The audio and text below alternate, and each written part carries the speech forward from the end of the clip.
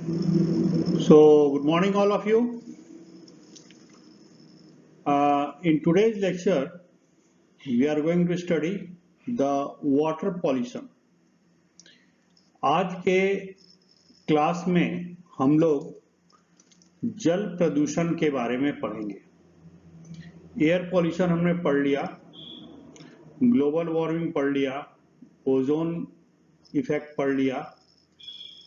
ये भी एक इम्पॉर्टेंट टॉपिक है जिस पे आमतौर पर सवाल या नोट्स आते हैं और मेरे ख्याल से प्रदूषण या जल प्रदूषण आपके लिए कोई ऐसा टॉपिक नहीं है जो नया है, इसके बारे में आप जानते हो। इसलिए मैं बिल्कुल शॉर्ट में जो मेन पॉइंट्स हैं कि वाटर पॉल्यूशन में जो पॉल्यूटेंट्स क्या क्या होते हैं, कहाँ कहाँ इनके सोर्सेस हो सकते हैं, इन सब के बारे में पढ़ेंगे। और जाहिर सी बात है कि जो जल प्रदूषण है इसका दुष्प्रभाव किस पे पड़ता है, कम्युनिटी हेल्थ पे पड़ता है, बायोडायवर्सिटी पे पड़ता है, इन सारी चीजों पे पड़ता है। तो चलिए देखते हैं।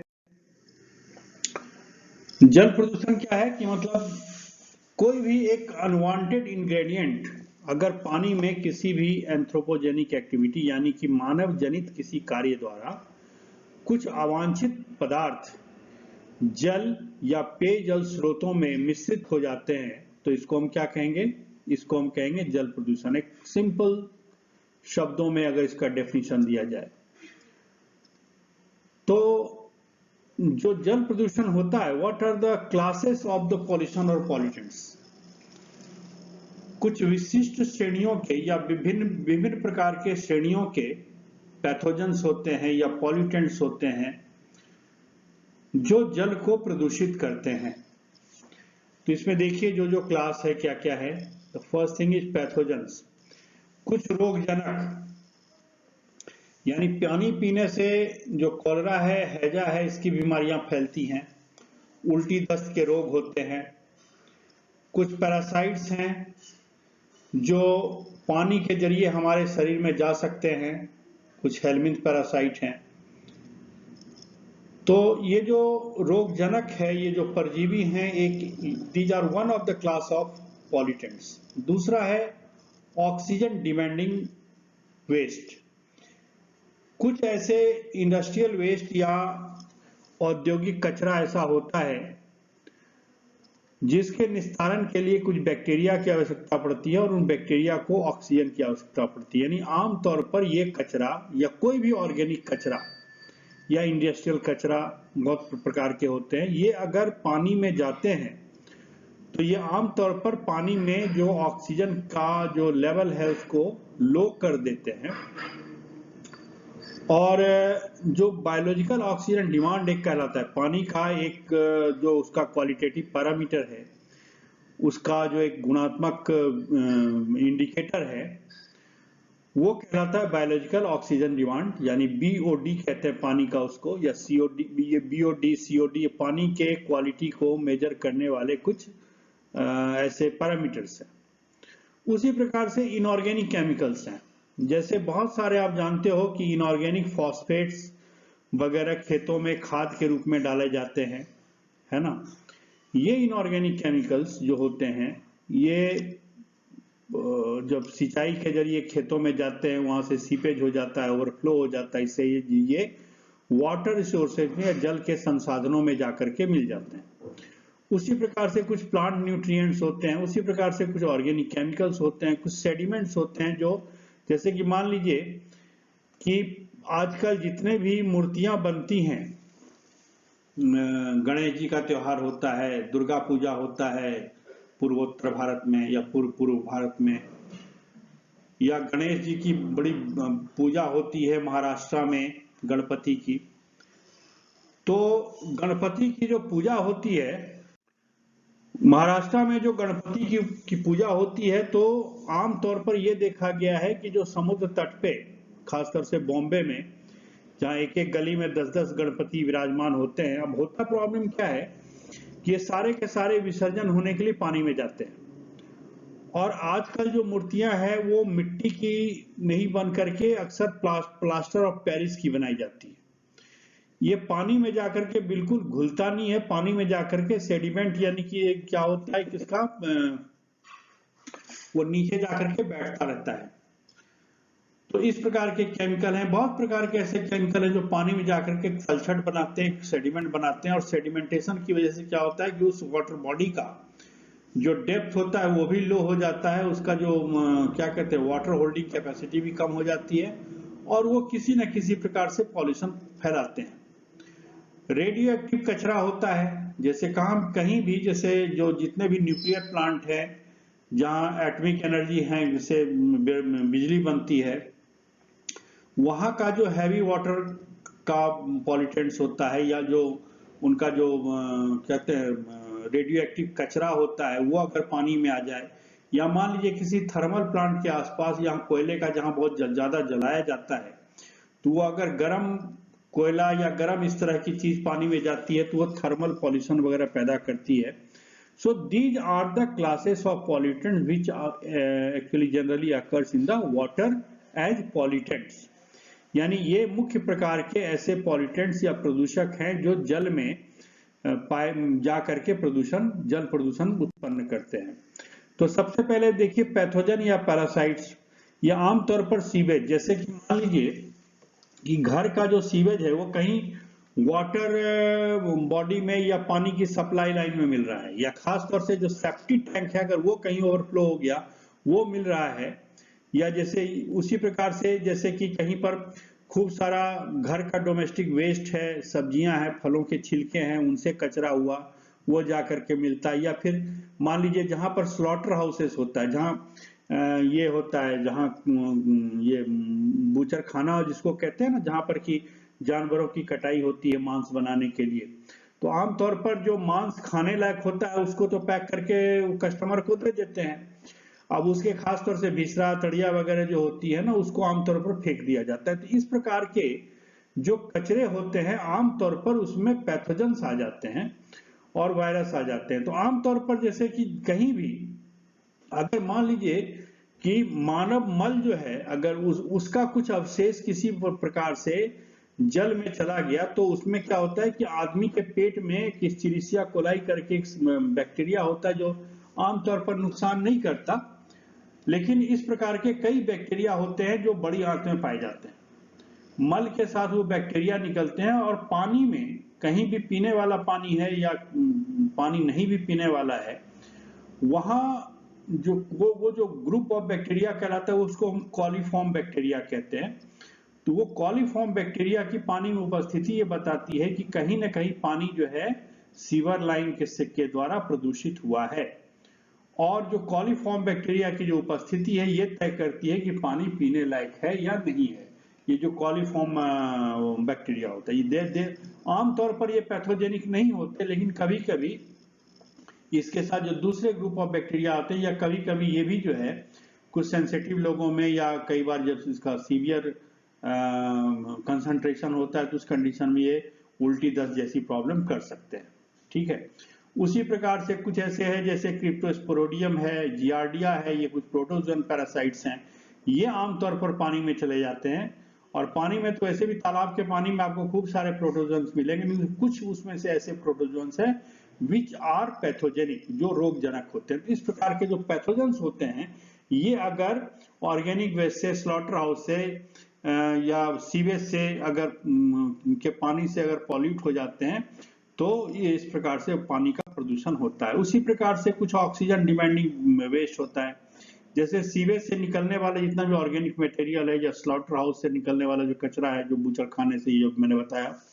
तो मैंने आपको अभी बताया था कि इसको जो डिकम्पोज करने वाले होते हैं, इसको अपघटित करने वाले कुछ बैक्टीरिया होते हैं, और ये बैक्टीरिया क्या करते हैं, they consume the dissolve oxygen, पानी में घुले ऑक्सीजन को कंज्यूम करते हैं। और इस वजह से अगर पानी में ऑक्सीजन की मात्रा कम है, इसका मतलब कहीं ना कहीं उसमें ऑर्गेनिक कचरा है, और this is a measure of water quality. तो क्या लिखा हुआ है यहाँ पर, BOD is low in pristine water, मतलब जितना क्या कहते हैं कि बीओडी कम होगा, बायोलॉजिकल ऑक्सीजन की डिमांड जितनी कम होगी पानी उतना अच्छा माना जाएगा। उसी प्रकार से इंडस्ट्री से निकलने वाले जो इनऑर्गेनिक केमिकल्स हैं, अब उसमें से जो जैसे हैवी मेटल्स कुछ होता है, लेड है, आर्सेनिक है, मरकरी है, कॉपर है, ये सारे भारी भारी बीमारियां पैदा करते हैं। जैसे जापान में एक बहुत बड़ी एक आपदा आई थी, जैसे अभी कोविड का एपिडेमिक फैला हुआ है ना, वहां एक मीना माता डिजीज हुआ था। और वो इसलिए हुआ था कि वहां कुछ इंडस्ट्री थी जिसने कि बहुत ज्यादा मात्रा में जो मरकरी है एज ए पॉल्यूटेंट वहां के समुद्र के पानी में छोड़ दिया था। और फिर क्या हुई कि वो सारा का सारा पारा या मरकरी उन मछलियों के जरिए उन मछुआरों के पॉपुलेशन में चला गया, और वहां जाकर के जो डिजीज पैदा किया मरकरी टॉक्सिसिटी का, उसको मीना माता डिजीज कहते हैं। उसी प्रकार से इराक में एक बार ऐसी घटना हुई थी कि वहां भूखमरी थी, अमेरिका से कुछ गेहूं आया, तो दूर से चूंकि गेहूं की शिपमेंट हो रही थी तो गेहूं रास्ते में खराब नहीं हो इसके लिए उस पर कुछ पेस्टिसाइड वगैरह डाल दिए गए थे, और उस पेस्टिसाइड में जो मरकरी था इसकी वजह से बहुत लोग बीमार पड़े थे। उसी प्रकार से लेड जो है ये कई प्रकार की टॉक्सिसिटी पैदा करता है, शरीर में कई प्रकार का विषैलापन, हमारे बहुत सारे डिफरेंट ऑर्गन्स को, डिफरेंट अंगों को, डिफरेंट सिस्टम्स को इफेक्ट करता है। ये मेमोरी का लॉस करता है, बच्चों का आईक्यू कम कर देता है, ये एनीमिया पैदा कर सकता है, कई तरह के, मतलब आप मेडिकल साइंस में लेड टॉक्सिसिटी पे जितने पेपर प्रोड्यूस हुए हैं वो किसी भी सिंगल सब्जेक्ट पे नहीं है। आर्सेनिक, ये तो इसको तो जहर का राजा ही माना जाता है, संखिया इसको बोलते हैं। कॉपर, आयरन, ये सारे के सारे हैवी मेटल्स किसी न किसी प्रकार से अगर इंडस्ट्री से आते हैं तो they are the inorganic chemical, they produce some severe health symptoms on the exposure. ये जो है बहुत खतरनाक जो है बीमारियां पैदा कर सकते हैं ये जो इनऑर्गेनिक केमिकल्स होते हैं। उसी प्रकार अमोनिया है, उसी प्रकार से कहीं भी जिस इंडस्ट्री में एसिड का प्रयोग हो रहा है और वहां जो वेस्ट के रूप में जो सल्फ्यूरिक एसिड है, नाइट्रिक एसिड है, ये निकल करके आ रहे हैं और पानी में मिल रहे हैं। ऑब्वियस सी बात है, पानी का जो एसिडिटी है बढ़ा देंगे, उसका पीएच लो हो जाएगा और उससे पानी में रहने वाले जो सामान्य जीव जंतु है तो मर ही जाएंगे। जहां जहां पानी जाएगा वहां वहां की न सिर्फ फसलें सूख जाएगी बल्कि वो क्या होगा कि आसपास की सारी फसलें नुकसान देगी, और वो अगर कहीं जल स्रोत में चला गया तो अति नुकसानदेह है। उसी प्रकार से जहां बैटरीज वगैरह का काम होता है ना, वहां पर कुछ एल्कली यूज किए जाते हैं, या बहुत सारे ऐसे इंडस्ट्रियल प्लांट्स हैं जहां पर की कुछ क्षारीय विलयनों का इस्तेमाल होता है, तो वहां से कुछ एल्कलाइन सॉल्यूशन आकर के पानी में मिल सकते हैं। उसी प्रकार से कुछ प्लांट न्यूट्रिएंट, जैसे मैंने कहा फर्टिलाइजर्स तो है ना, जैसे अमोनियम सल्फेट है, क्या कहते हैं सुपर फॉस्फेट है, ये कुछ ऐसे केमिकल्स हैं जो आमतौर पर फर्टिलाइजर्स के रूप में यूज किए जाते हैं। यूरिया तो खैर नहीं मानेंगे इसको। तो इसी प्रकार से ये सारे, अच्छा यूरिया भी जो है अल्टीमेटली जो टूट करके क्या करता है, वो अमोनिया या इस तरह के अमोनियम के आयन जनरेट करता है। तो कहने का मतलब ये है कि ये सारे, अब देखो यूरिया कितना लोग यूज करते हैं, अमोनियम सल्फेट कितना यूज करते हैं। अगर गांव से हो, खेती बाड़ी आप देखा है आपने, तो आपने देखा होगा कि कैसे क्विंटल के हिसाब से खाद डाली जाती है खेतों में। अब वो जो खाद होती है वो आमतौर पर क्या होता है, लीच करके या तो ग्राउंड वाटर में पहुंच जाती है, या फिर मान लीजिए खाद डाला किसी ने और वहां उसकी सिंचाई कर दी जोर से, या बारिश आ गई तो सारा जो है सरफेस रन ऑफ के जरिए वो पानी जो है पानी के वाटर सोर्सेस में चला गया। तो इस प्रकार से उसमें जो प्लांट न्यूट्रिएंट्स आ गए। अब आमतौर पर इस प्रकार के प्लांट न्यूट्रिएंट्स अगर किसी तालाब में चले जाते हैं, नदी में चले जाते हैं, मान लीजिए फॉस्फेट की मात्रा नदी में ज्यादा हो जाएगी, नाइट्रोजन की मात्रा ज्यादा हो जाएगी, तो वो क्या करते हैं, अलगल ब्लूम्स पैदा करते हैं। शैवाल की बड़ी तेजी से वृद्धि होती है, और उसमें एल्गल ब्लूम की खासियत यह है कि किसी एक खास प्रजाति का शैवाल जो है बड़ी तेजी से फैलता है, और इस क्रिया को कहते हैं हम सुपोषण या यूट्रॉफिकेशन। ये नाम आपने बिल्कुल सुन रखा होगा। सुपोषण क्या होता है, तो किसी वाटर बॉडी में अगर चाहे वो फॉस्फेट डोमेस्टिक वेस्ट से भी कभी कभी जाता है, जो घर में हम लोग डिटर्जेंट यूज करते हैं कपड़े साफ करने वाले, उसमें उसके जरिए, या जो ये फर्टिलाइजर्स वगैरह के जरिए, और ये अगर पानी में चला जाता है ना तो उसमें इतनी तेजी से एल्गी बढ़ता है कि धीरे धीरे वो एल्गी पूरा छा जाता है। सबसे पहले तो क्या होगा, एल्गी का पॉपुलेशन जैसे बढ़ेगा तैसे तैसे वो एल्गी बढ़ेगा, तो एल्गी मरेंगे भी उसमें, अगर वृद्धि हो रही है तो जितने मरेंगे वो जो डेड ऑर्गेनिक मैटर के रूप में मरेंगे, और ऑक्सीजन डिमांड फिर पानी की बढ़ जाएगी। कंडीशन धीरे धीरे ये होगा कि एल्गी फैलते फैलते इतना फैल सकता है कि हो सकता है जहां पर तालाब दिख रहा हो वो एल्गी फैलेगा, धीरे धीरे पानी बिल्कुल सोखता चला जाएगा, पानी पूरा पड़ेगा नहीं, और फिर जब एल्गी सूखेगा तो उसके बाद वहां पर मैदान जैसी स्थिति हो जाएगी। तो ये जो यूट्रॉफिकेशन की क्रिया है अक्सर वो जो है वाटर बॉडी को नष्ट करने का काम करती है। किसी भी जो जल क्षेत्र है जो खास तौर से ड्रिंकिंग वाटर के रिसोर्सेस हो सकते हैं, तालाब है या झील है, उनको ये सुखाने का या नष्ट करने का काम करते हैं। क्या लिखा हुआ यहाँ? Algae dies. जो एल्गी होते हैं वो मर जाते हैं, मरने के बाद सतह पर डूब जाते हैं और उसके बाद वो एक ऑक्सीजन डिमांडिंग वेस्ट यानी कि ऑक्सीजन डिमांड करने वाले कचरे के रूप में होते हैं, और ये वाटर बॉडी के अस्तित्व पर संकट खड़ा कर देते हैं अगर सुपोषण की मात्रा बहुत तेजी से बढ़ जाए। जैसे देखिए ये है एक ऑलिगोट्रॉफिक वाटर बॉडी। ये ऐसा वाटर बॉडी है जिसमें पोषण की मात्रा बिल्कुल कम है। कितना स्वच्छ निर्मल पानी आपको दिख रहा है, पत्थर उत्थर सब किनारे की ओर दिख रहा है, प्रिस्टीन वाटर है ये। तो इसमें क्या है कि इसमें जो इसकी जो ट्रॉफिक कंटेंट है, इससे जो एल्गी है या ऐसे जो क्या कहते हैं ऑर्गेनिक कंटेंट, इसकी मात्रा बिल्कुल नहीं है, और इसीलिए पानी बिल्कुल आपको स्वच्छ ट्रांसपेरेंट दिख रहा है। ऑलिगो मतलब कम, ट्रॉफिक मतलब पोषण, यानी न्यून पोषण वाली स्थिति है इसमें। और दूसरी तरफ यूट्रॉफिक लेक को देखिए, ये क्या है, पानी आपको नहीं दिख रहा है कि ये पूरे के पूरे सरफेस पे एल्गी छाया हुआ है, एक काई जमी हुई है पानी के सतह पर। ये यूट्रॉफिकेशन की निशानी है, और धीरे धीरे क्या होगा कि धीरे धीरे देखेंगे पानी का सतह रेसीड करता जाएगा, और कुछ दिन के बाद हो सकता है जो नाला तालाब जो भी है यहाँ पर सिर्फ और सिर्फ एक सूखा मैदान जैसा बन जाए। ये जो इनऑर्गेनिक प्लांट न्यूट्रिएंट्स या फर्टिलाइजर होते हैं, ये अक्सर एग्रीकल्चर से आते हैं, लॉन से आते हैं, गार्डन से आते हैं। यूट्रॉफिकेशन जो सुपोषण होता है, इट्स अ नेचुरल प्रोसेस, और इसमें जितना न्यूट्रिएंट्स आप डालेंगे, चाहे ये खाद के जरिए आए या दूसरे सोर्सेस से आए, वो क्या करेगा, एल्गल ब्लूम करेगा। एल्गी का जो पॉपुलेशन, जनसंख्या विस्फोट जैसी हो जाएगी। फिर बहुत सारे एल्गी हो जाएंगे तो जाहिर सी बात है कि जब कुछ एल्गी मरेगा और फिर वो ऑक्सीजन डिमांड करेगा, अंदर बीओडी पानी का बढ़ जाएगा। ऑर्गेनिक केमिकल्स यानी कि जो कार्बनिक रसायन हैं वो अक्सर इंडस्ट्री से आते हैं, रेस्टोरेंट से आते हैं, कार वॉश से आते हैं, हाउस होल्ड से आते हैं, फार्म से आते हैं। जो मान लीजिए कहीं पानी का टैंकर है, समुद्र में जा रहा है, फट गया, टूट गया, वहां लाखों गैलन पानी समुद्र में बह गया या नदी में बह गया, तो तेल है।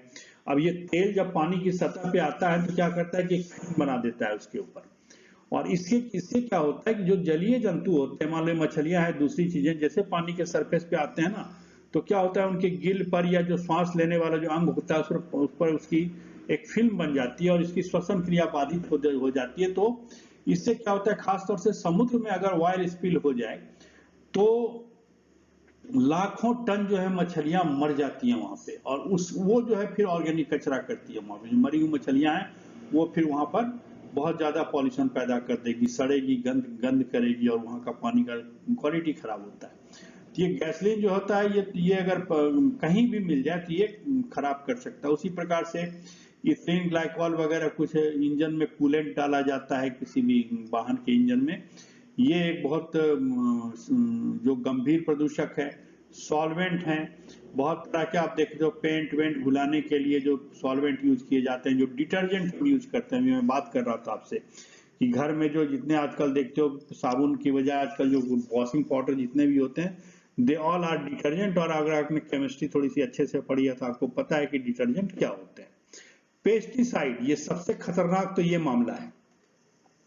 ये जो पेस्टिसाइड है, हमने आपको शायद पहले बता भी रखा था जब हम बायोडिग्रेडेबल और नॉन बायोडिग्रेडेबल पॉल्यूटेंट्स के बारे में बता रहे थे, कि पेस्टिसाइड जो होता है बहुत तरह से यूज करते हैं। खेतों में तो हम डालते ही हैं पेस्टिसाइड, बहुत तरह के कीड़े या इन्फेक्शन या किसी प्रकार के संक्रमण से पौधों को बचाने के लिए तो गार्डन में न दूसरी जगह तो दिया ही जाता है। ये आमतौर पर क्लोरीन बेस्ड होते हैं या फिर नाइट्रोजन बेस्ड होते हैं।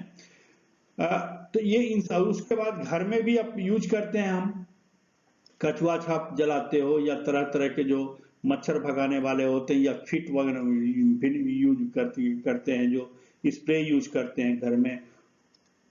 बहुत सारे फंगीसाइड्स होते हैं, पाउडर होते हैं बीएससी के, है ना, उसी प्रकार से ब्लीचिंग पाउडर होता है। ये सारे के सारे जो पेस्टिसाइड यूज करते हैं, तो पेस्टिसाइड के साथ दिक्कत क्या है कि इनका बायोडिग्रेडेशन नहीं होता, यानी कि जल अपघटन नहीं होता। इसलिए जहां भी जाते हैं ना, वहां क्या होता है, वहां अगर एक बार ये फूड चेन में चला जाए तो इसका बायोमैग्निफिकेशन होता है, जो हम बात आपको पहले बता चुके हैं। उसी प्रकार से एक पॉलीक्लोरिनेटेड बाइफिनाइल, ये पीसीबी, ये आमतौर पर क्या है, ये प्लास्टिक कचरा है, ये होता है, इसके छोटे छोटे कण होते हैं। So these all are the very severe pollutants, और जो कम्युनिटी हेल्थ के लिए और बायोडाइवर्सिटी के लिए, जलीय जीवों के लिए, या जो जीव आसपास उस वाटर बॉडी के आसपास रह रहे हैं, उनके अस्तित्व के लिए बहुत खतरनाक होते हैं इस तरह के पॉल्यूशन। सेडिमेंट्स, कहीं भी कंस्ट्रक्शन साइट है, सीमेंट का बड़ा सा बांध बन रहा है, तो वहां से जितना सीमेंट बहेगा वो हो सकता है स्ट्रीट या रोड फॉर्म्स हो सकते हैं। उसके बाद हमने बताई कि जो हम पूजा पाठ में जो मूर्तियां होती हैं, है ना, सीवेज होता है, ये सारा का सारा क्या होता है कि वो जा करके नीचे तलछट एक जमा देते हैं, सेडिमेंट जमा देते हैं, जो एक्यूमुलेट करते हैं, और इससे रिजर्वायर, पानी के जितने भी जलाशय हैं, वहां पर सेडिमेंटेशन होता है। तो अगर कम डेंस सेडिमेंट है तो क्या होगा कि वो बहुत देर तक पानी में घुला रहेगा, और इसकी वजह से क्या होता है कि जो पानी की टर्बिडिटी बढ़ जाती है। टर्बिडिटी मतलब पानी थोड़ा सा गंदला सा आपको लगेगा, अगर वो ज्यादा भारी सेडिमेंट्स नहीं है तो, है ना, लेस डेंस है। और ये क्या करेगा, ये क्या करता है, लाइट का पेनिट्रेशन बढ़ा को कम करता है। जितना ज्यादा गंदा पानी होगा तो सन रेज अंदर जाने में उतनी तकलीफ होगी, और इसकी वजह से क्या होगा, जो हाइड्रोफाइट्स जो पानी की सतह के नीचे रहते हैं, वो फिर प्रॉपरली फोटोसिंथेसिस नहीं करते, और उनकी डेथ से फिर आगे क्या कहते हैं, उनकी डेथ से क्या होता है कि पानी में बीओडी बढ़ता है। ठीक है। उसी प्रकार से आप देखिए कि कुछ रेडियो एक्टिव मटेरियल होते हैं, है ना, जिससे जैसे कहीं भी कोई भी एटॉमिक वेपर कहीं भी, या तो मान लीजिए किसी ने एटम बम भी फोड़ दिया, तो एटम बम खैर फूटा नहीं, करीब जब से सेकेंड वर्ल्ड वॉर के बाद जब जापान में एटम बम गिराया गया था, उसके बाद तो कहीं एटम बम गिरा नहीं, लेकिन आमतौर पर जो न्यूक्लियर प्लांट्स होते हैं वहां का जो कचरा होता है उससे होता है, और इसीलिए जो न्यूक्लियर प्लांट्स होते हैं उसको प्रॉपरली रेगुलेट किया जाता है कि उसका कचरा निस्तारण कैसे हो। कहीं से भी किसी भी कूलिंग इलेक्ट्रिकल, जहां जहां बिजली बन रही है वहां पर उसको इंस्ट्रूमेंट को कूल करने के लिए, या थर्मल पावर प्लांट से, है ना, ये सारा का सारा जो गर्म पानी आता है वो कहीं के भी नदी और किसी जलाशय के इकोसिस्टम को डिस्टर्ब करता है। उसी प्रकार देखिए, दो प्रकार के वाटर पॉल्यूशन हो सकते हैं, एक तो पॉइंट पॉल्यूशन होता है, एक नॉन पॉइंट पॉल्यूशन। तो मेरे ख्याल से आप जानते हो, मान लीजिए फैक्ट्री है, तो फैक्ट्री का एक सीवेज का बहुत बड़ा पाइप निकल करके ये आ रहा है, या मान लीजिए कि यहाँ पर कोई एनिमल कोई बड़ी सी गौशाला है, और गौशाला से जितना भी कचरा निकलता है वो एक साथ एक पाइप के जरिए बहाया जा रहा है, या कोई क्या कहते हैं कि कोई सीवेज ट्रीटमेंट प्लांट क्या होता है कि बहुत जगह जो इंडस्ट्रियल यूनिट्स का पूरा एरिया होता है, आपने देखा है ना कि हर शहर में क्या होता है कि जो इंडस्ट्री लगाने के लिए जैसे रिको या ऐसा कोई एरिया निश्चित कर दिया जाता है। अब वहां की इंडस्ट्री जितना कचरा पैदा करती है, या वहां का जो वेस्ट होता है, पाइपलाइन के जरिए पहले एक ऐसी जगह पर लाया जाता है जिसको हम एसटीपी या सीवेज ट्रीटमेंट प्लांट कहते हैं। वहां जाकर के उस कचरे को पहले ट्रीट किया जाता है, फिर उसको बाहर निकाला जाता है।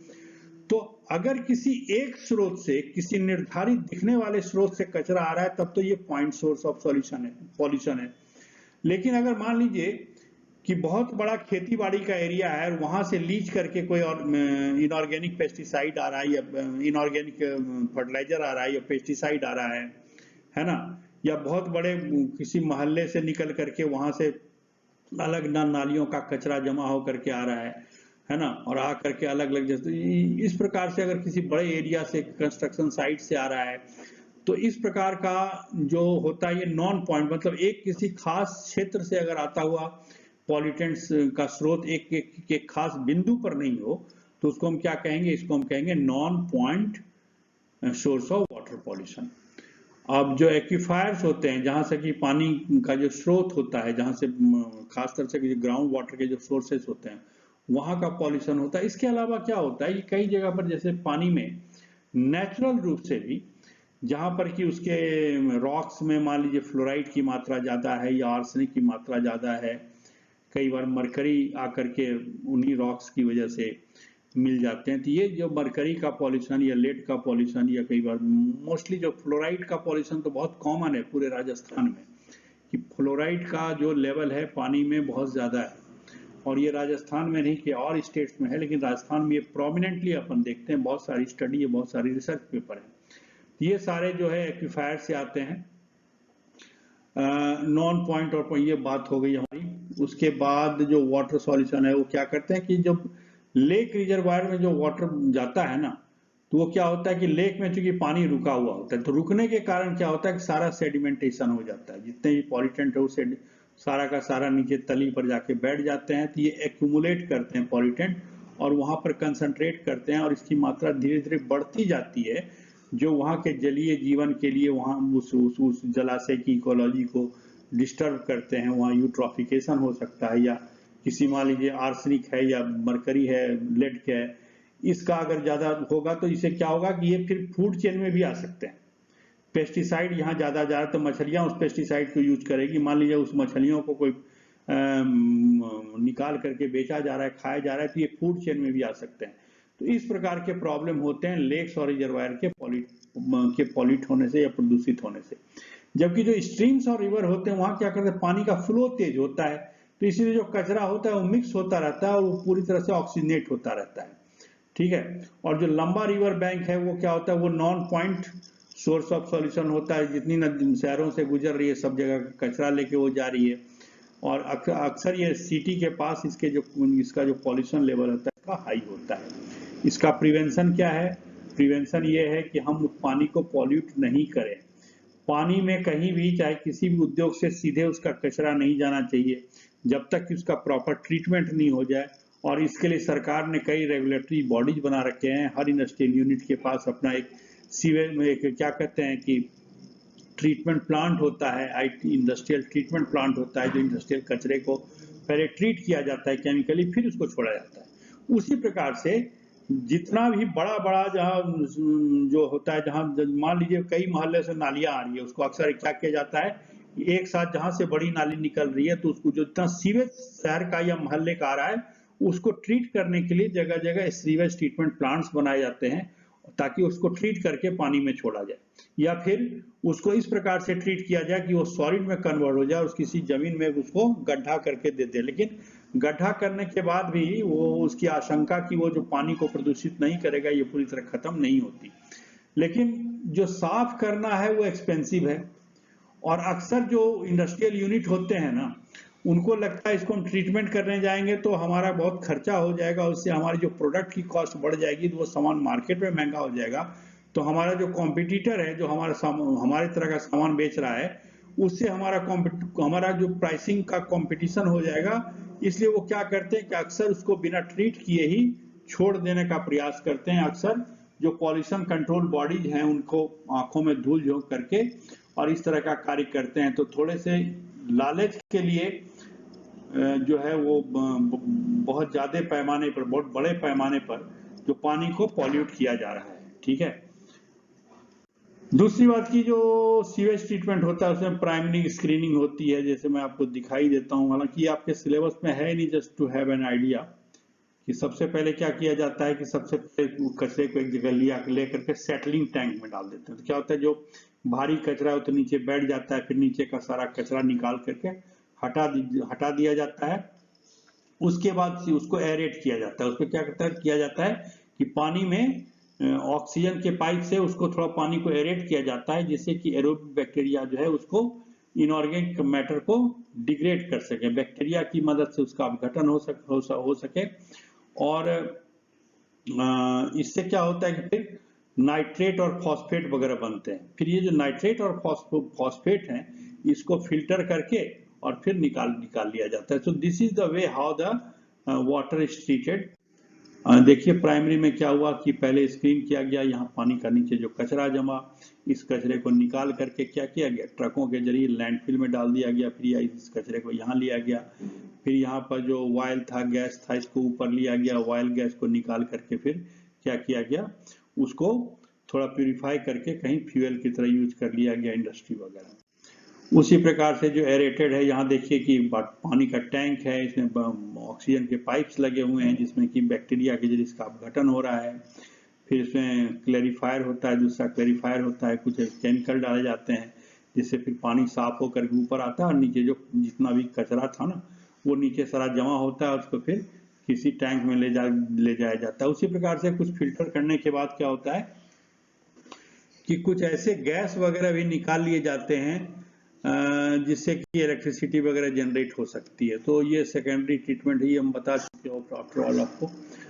और ये लास्ट है फिल्टर जो है, ये बता चुका मैं आपको। ये बायोलॉजिकली इसको वेटलैंड में भी नेचुरल या आर्टिफिशियल ट्रीटमेंट किया जा सकता है। तो these are the process of the sewage treatment. तो मेरे ख्याल से वाटर पॉल्यूशन से जुड़ी जो मुख्य बिंदु थे उन सब की चर्चा हमने कर ली। इसके साथ ही आज का लेक्चर मैं खत्म करता हूँ। Thank you very much.